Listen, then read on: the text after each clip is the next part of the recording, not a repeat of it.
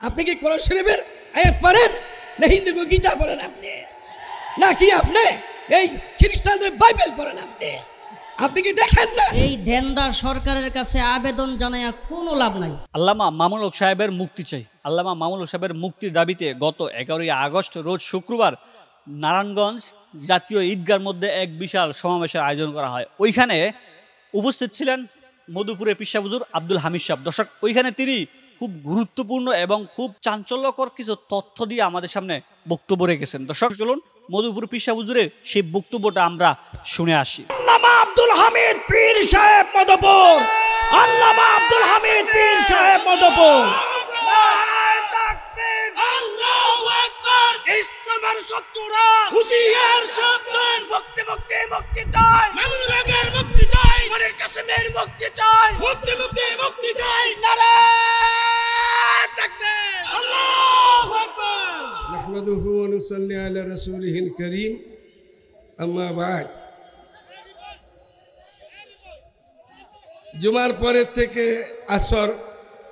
আসরের পরের থেকে এই পর্যন্ত আমরা তো সবই শুনছি, খালি শুনবই না, কিছু করব।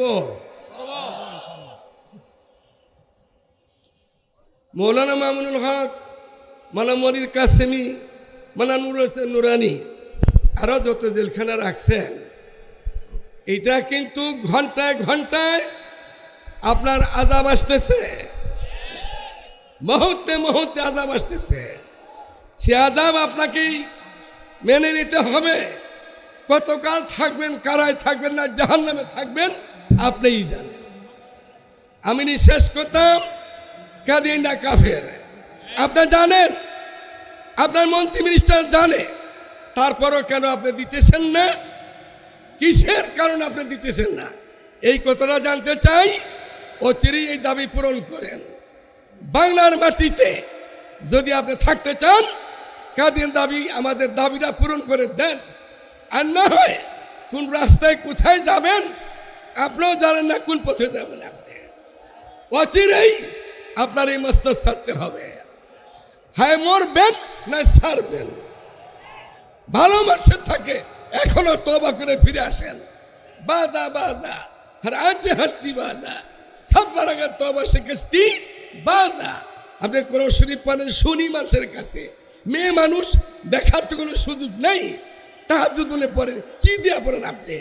আপনি কি কোরআন শরীফের আয়াত পড়েন না হিন্দু গীতা পড়েন আপনি, নাকি আপনি এই খ্রিস্টানদের বাইবেল পড়েন আপনি? আপনি কি দেখেন না ওই আয়াতে মা কানা মুহাম্মাদুন আবা আহাদিম মিন রিজালিকুম, এটা আপনি দেখেন না? আপনি শুনেন না? আপনি মদিনা সনদে দেশ চালাবেন বলছিলেন, আপনি কি এটা মনে নাই আপনার? قال رسول الله صلى الله عليه وسلم انا خاتم النبيين لا نبي بعدي। আপনি এটা পড়েন নাই, শুনেন নাই? আপনি কেমন মুসলমান? কিসের তাহাজ্জুদ করেন আপনি? কিসের তাসবিহ আদায় করেন আপনি?